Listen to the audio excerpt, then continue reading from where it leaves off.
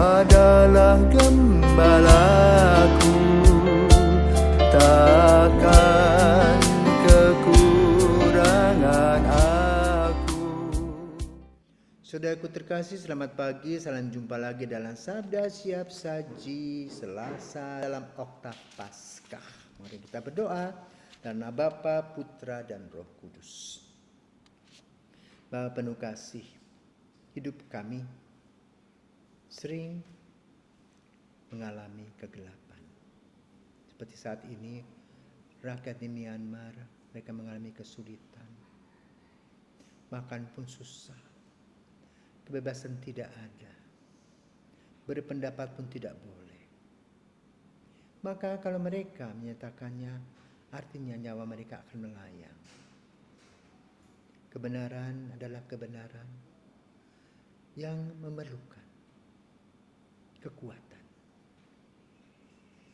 Ketika Yesus disalibkan, para murid lari. Dan kini Yesus bangkit. Kami memperingatinya.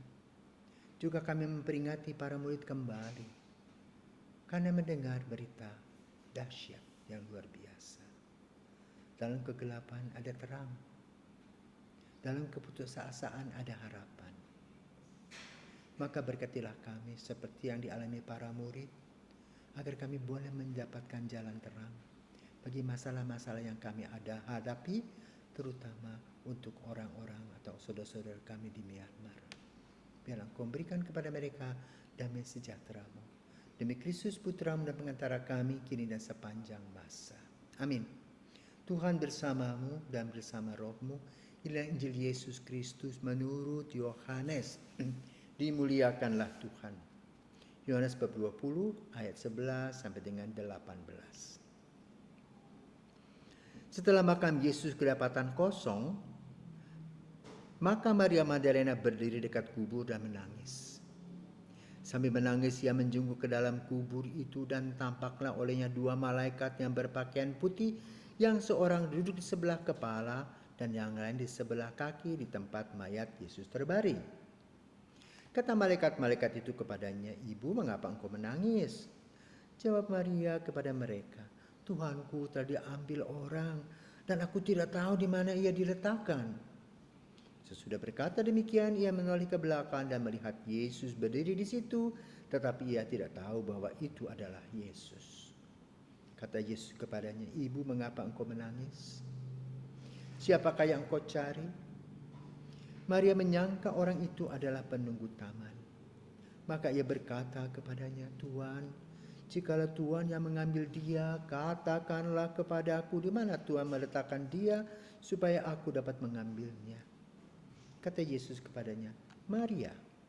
Maria berpaling dan berkata kepadanya dalam bahasa Ibrani, "Rabuni," artinya guru.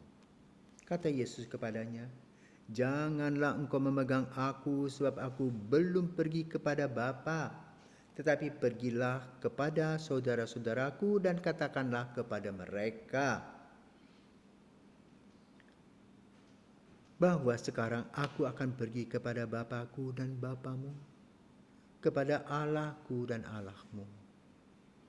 Maria Magdalena pergi dan berkata kepada murid-murid, "Aku telah melihat Tuhan," dan juga bahwa Tuhanlah yang mengatakan hal-hal itu kepadanya. Demikianlah Injil Tuhan, terpujilah Kristus. Pada masa Covid banyak orang gelap pikiran, hati, nyaris putus asa. Kenapa? PHK banyak. Hidup harus jalan terus, makan harus jalan terus. Bayar kos harus tetap dibayar. Hutang, kredit tetap ditagih. Ketuk rumah satu, ketuk rumah dua, tidak ada. Anak-anak menangis, lapar. Biasa berkecukupan, sekarang berkekurangan. Pusing kepala kita ini. Apalagi dengan COVID ini, takut kalau COVID itu datang menghampiri keluarga kita. Kalau kita pilek sedikit saja kita berpikir, wah jangan-jangan COVID-19. Hidup ini tidak ada sukacita, hanya kemerungsung. Kita doa sudah, rosario sudah, misa live streaming sudah, tapi belum ada jalan keluar. Asa kita hampir putus. Benarkah demikian? Pengalaman ini juga dialami oleh Maria Magdalena, di mana di dalam kubur kosong, Yesus tidak ada. Di manakah dia? Nyaris putus asa dan bertanya. Ternyata ada Yesus di sana. Sudah berubah rupa. Yesus memberikan kepada Maria keyakinan baru, bahwa kematian bukanlah segalanya, tapi kematian adalah hidup yang baru. Demikian pula ketika kita mengalami kesulitan yang amat luar biasa, ketika kita belum menyerahkan diri, kita tidak mendapatkan jalan keluar. Dulu kita minta rezeki itu yang banyak. Sekarang kita mengatakan apa, Tuhan, biar cukup makan saja. Maka kita harus belajar berkata seperti itu. Percaya Tuhan tidak tidur. Tuhan memberi kepada kita jalan keluar. Karena apa? Tuhan tetap memelihara kita kalau kita percaya.